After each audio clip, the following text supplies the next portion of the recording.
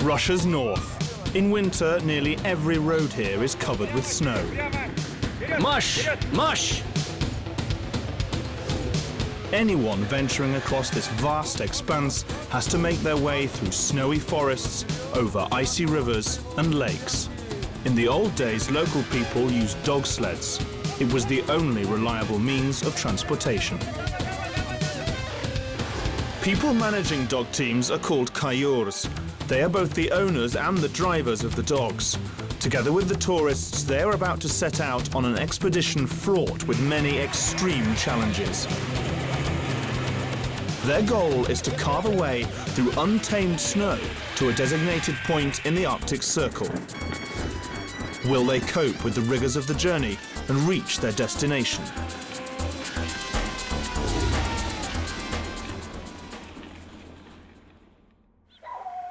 The small village of Kalevala is the starting point of the arduous expedition. It stretches along the bank of Lake Equator in the north of the Republic of Karelia.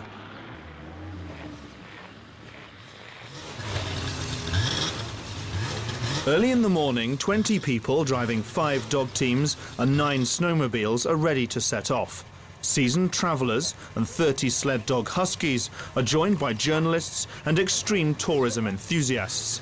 The snowmobiles will take the lead. Their task is to look for a convenient track and pave the way over deep snow. Dog teams then follow in their wake. Today we have a difficult day. Today is the first day of the expedition, so we need to learn to work together. Temperatures will drop to 30 below, so it'll be difficult. This is the team's lead dog, Cheyenne, and this is Amadeus. These 2 dogs are also experienced. This is Chinook, and this is Tumcha. The Grand Cross on the shore of Lake Equator symbolizes the start of the expedition's first stage. It serves as a good omen for those who have safely returned to Kalevala from a journey across the lake, and for those who are about to set off. The cross is there for a reason, as the lake has an ill reputation.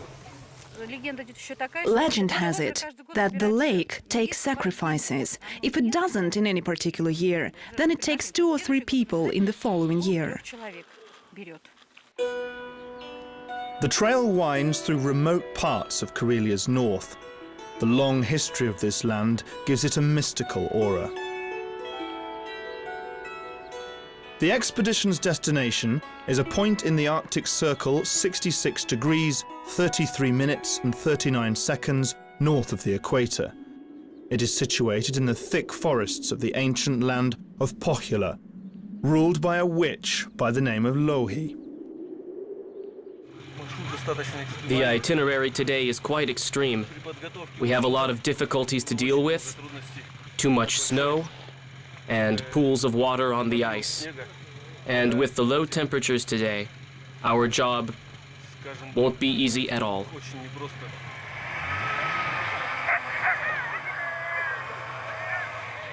Great job, guys. Nicely done. Kalevala was deliberately chosen as the expedition's starting point. This village has special significance for both Karelians and Finns. It was here, more than 100 years ago, that Finland's famous philologist Elias Lönnrot collected numerous ancient Finnish poems, known as runes. A folk epic called Kalevala is based on them. Most of the runes reflected the everyday life of Karelians and Finns, their joys and sorrows. They also sang songs about their native land.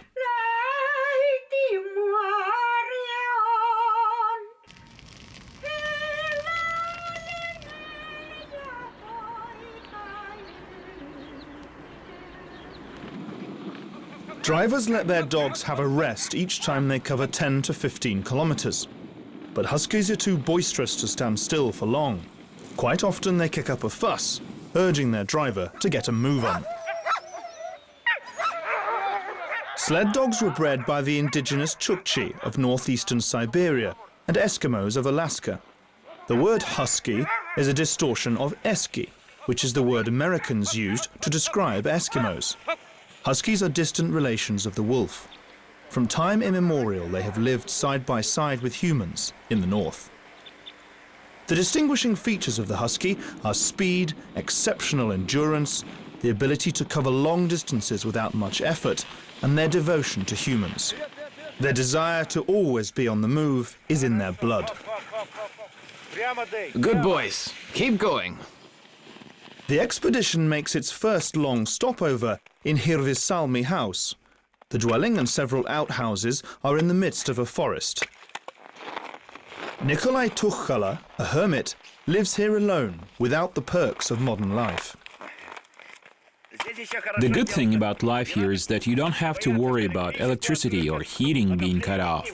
I take water from an ice hole and chop firewood to keep me warm. Nikolai Tuchala is a Finn by nationality and a Russian citizen. He is also a man of the forest, as he calls himself. He became a legendary figure in Karelia and Finland a long time ago. Nikolai turned his life around when he was a young man. He bade farewell to friends and family, left his village home and settled down in the woods. It's so quiet here. Everything is clean and calm. The forest is so beautiful, especially now during sunset. In the summer, there are a lot of people, all hustle and bustle. I have already begun to forget all that. I have been here for 20 years already.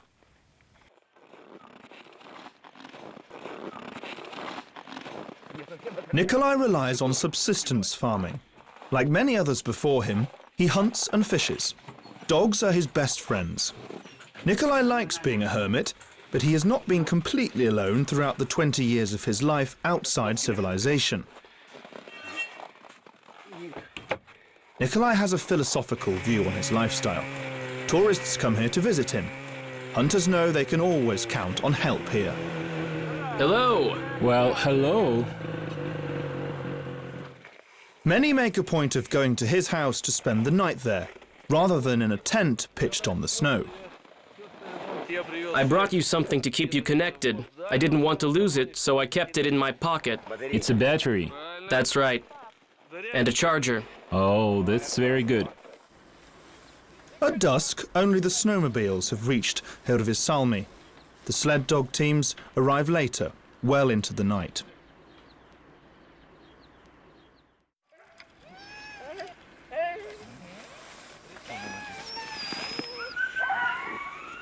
Early in the morning, Ilya Semyonov, the dog driver, begins preparing his dog team for the next passage. He had been training his huskies for quite a long time before the expedition. They had shown the best performance during the initial stages. This is a special ointment for joints. We use it on the dogs before and after racing, to prevent their limbs from aching and to make running easier. These dog boots are designed to protect their paws from the ice. They look ridiculous, but the dogs can't do without them. You shouldn't replace them. I took them off for the night to let them dry.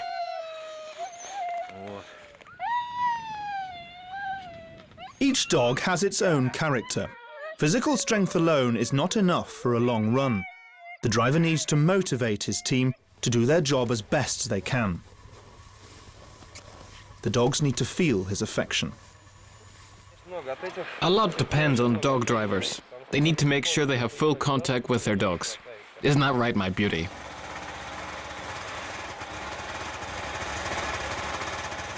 Meanwhile, the expedition is heading north towards the Arctic Circle. Hundreds of thousands of years ago, this land just outside the Arctic Circle was rocked by earthquakes. Lava spewed out of ruptures in the Earth's crust. Later, terrain created by fiery elements became submerged under the thick armor of a vast glacier. It didn't melt until the onset of the Stone Age, when humans first made their appearance here. According to archaeologists and anthropologists, the rigorous climate kept the number of people in each tribe down to approximately 30 members. Those people led reclusive lives. There was little contact between tribes. The centuries that have passed since then have brought about little change. The climate is still as unforgiving as ever. Few people live in the small villages. There are few roads. Right here, the route of the Arctic Circle expedition lies. Which way? That way. Life in villages in Karelia's north is still almost the same as it was hundreds of years ago. Winter in these parts lasts long. It brings in its wake lots of snow and freezing temperatures. Any true Karelian needs a solid wooden house, a fireplace, and several objects made of birch tree bark. In the old days, it was used to make all sorts of objects, like kitchen utensils, bags, and shoes. It was also used to make talismans, to protect people from the witch Louhi and her evil spirit servants. They made all sorts of toys for children out of birch bark. One of them was called a shirkunok. Kids would play with it, and it was also thought to be a charm that would ward off evil spirits. Birch bark is the topmost layer of a birch tree. The northern people spent all their lives surrounded by things made of birch bark. The ancient Karelians even buried people, rolling them in layers of birch bark. One of the oldest villages in Karelia is called Sofporog. It is on the bank of the Sofinga River. The waterway links two lakes. It is famous for the fact that it is constantly changing flow. The Sofinga River links two large lakes. This place is unique because the river changes direction. When it fills one of the lakes, the water flows into the other. When that one is filled to capacity, it flows back into the first lake.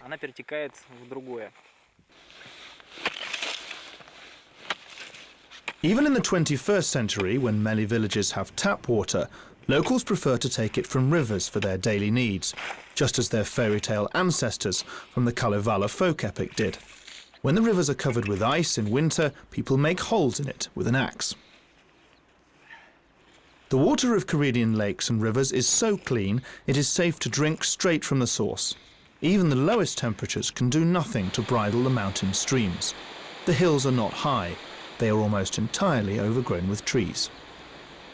The region's highest point is over there beyond the horizon. According to the Kalevala folk epic, that's where the old and vicious witch Louhi lived.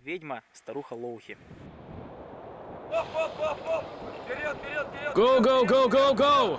Mush! Mush! Great job, guys. Nicely done. Louhi the witch has given the expedition a frosty welcome. Bitter cold and a grey sky enveloped in a snowy shroud. A recent snowfall delays the dog teams. Cheyenne, go! The timetable is now in tatters. The sleds have to cover the distance to the next stopover over packed snow. Quickly, lift it, quickly, we're short of time.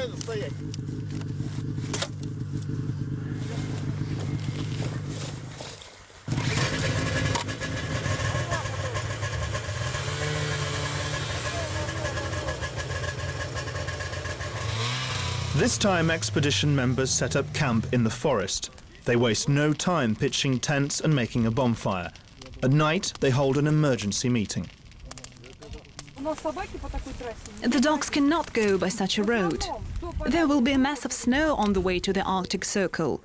It is okay for the snowmobiles, but the dogs will go slowly, and it will take a lot of time to cover the route. Before they reach the Arctic Circle, the expedition will spend 2 days going across Mount Nuorinen, the highest mountain in Karelia's north.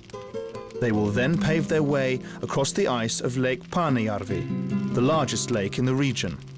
The weather forecast is not looking good. Freezing temperatures and blizzards await.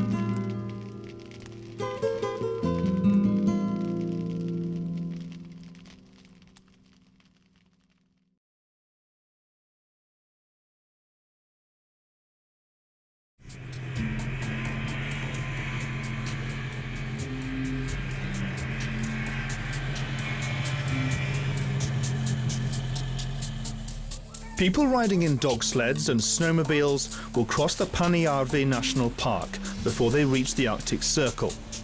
They will make a stopover on the shore of Paanejärvi Lake. The expedition heading there is taking a shortcut because of the bad weather.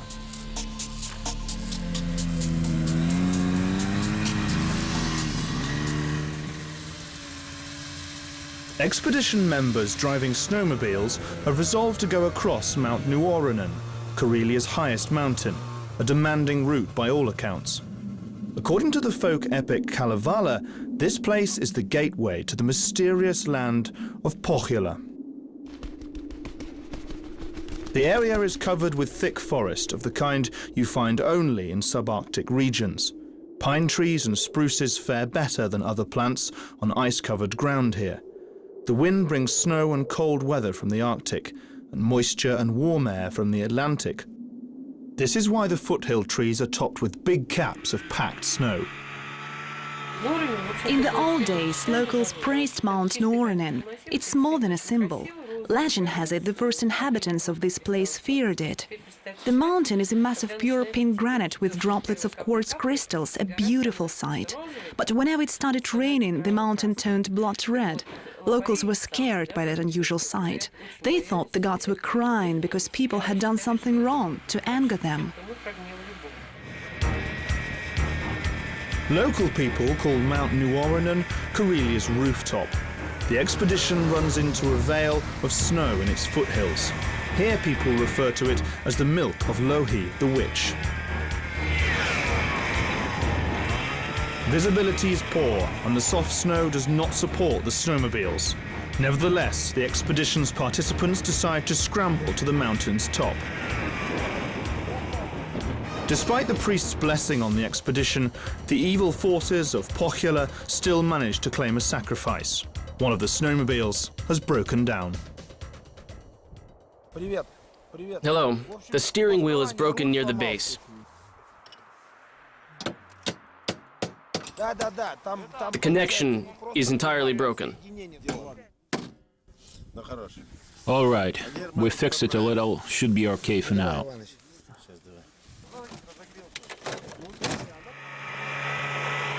Another snowmobile tows the broken one back home. The main convoy of snowmobiles heads for Lake Paanejärvi. They cover most of the distance by going through the narrow strip that was once the old border between Russia and Finland. The old border divided the lake almost in two, directly opposite the famous Ruskeakallio cliffs. The lake was formed by a 128-meter deep tectonic fissure in the earth millions of years ago. Paanejärvi is a word from the language that was spoken by Laplanders who lived here many years ago. The word means road. For a long time, the lake served as a link between the west and the east. There was a time when convoys of dog sleds would take goods from Sweden and Finland to Karelia and Russia over the lake's smooth ice. This is where smugglers used to store contraband. They would make arrangements for smuggling them across the border. There was two-way traffic. In those days, people bartered things. Money played almost no role here. Most of the trade was done by exchanging goods. One of the outposts of the national park is on the lake's shore. Here the expedition will make its last stopover before a final thrust towards the Arctic Circle. Drivers rarely leave their dogs unattended during the stopovers. Huskies demonstrate a much higher degree of endurance than people do.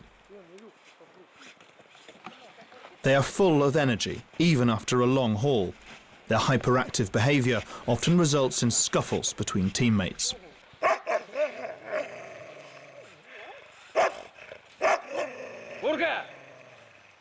Sit. Quiet. Huskies never attack people, no matter whether they are people they know or strangers. This is a remarkable distinguishing feature of the breed. They show absolute obedience to their drivers. They see the driver as the lead dog. Yes, sometimes they lag behind. But then this is not a race, it's an expedition. Isn't that right, sweetie? But sometimes we have to discipline them, sometimes we have to be kind. This one, for example, needs comforting. It is up to the driver to choose which one he wants to train for the role of lead dog. A lead dog needs to be quick-witted, keen on hard work, and have the ability to inspire other dogs with its zeal. In the evening, the expedition's dog drivers decide to hold a dog sled race. Special Finnish candles are used to mark out the route on the lake's shore. Young women are entrusted with the job of driving the sleds. People use their voice to control dogs during a speed race. They don't use sticks or lashes. A good lead dog has no difficulty carrying out orders by anyone commanding the sled. Great job, guys. Go, go, go, go, go! Seasoned sled dogs are unlikely to stray from a straight line, even if they are urged to. This is especially the case at a short distance. Having passed the finish line, they could keep running. Good boy, Aldan. Keep going. Another day of the Arctic expedition is coming to an end.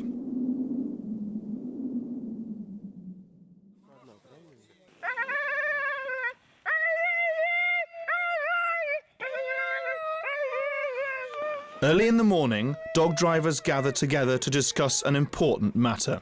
They need to decide whether the dog teams will strive on towards the Arctic Circle. We won't make it on time. We have to generate a signal from this point before Monday, so we have to look and see if it's possible to even take the dogs this way. We should go here, then by the lake to get there on time. With 70 kilometers still ahead of them, the expedition decide to use snowmobiles to cover the remaining distance. The dogs are saved the trouble of crossing the harsh terrain.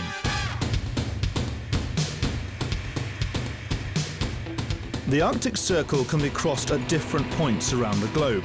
The aim of the expedition is 66 degrees, 33 minutes and 39 seconds north of the equator. There is only one way to reach this geographical point. Any deviation from it will instantly change the figures.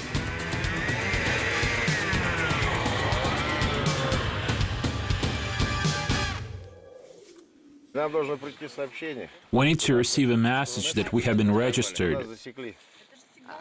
Excuse me, what does it mean? It means we have done it and we are here.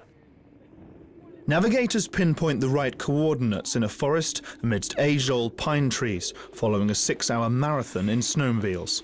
The group checks their position within the Arctic Circle with a special satellite navigation device. They are the first to come here and register their coordinates. Latitude is 66 degrees 33 minutes and 30 seconds. Longitude is 29 degrees 53 minutes and 41 seconds. Hooray! We've made it at last! If others make the same journey later, all they need to do is simply retrace the route taken by the pioneers before them. We've finally done it. It's great that we're here. Trying to argue that dogs are a match for hardware is pointless. We must combine both. Dogs add emotion to the expeditions. The dogs have lots of advantages. Those warm, shaggy creatures would be showing their joy if they were here now. Of course, they wouldn't understand the meaning of what has happened, but they would simply be jumping and showing their joy.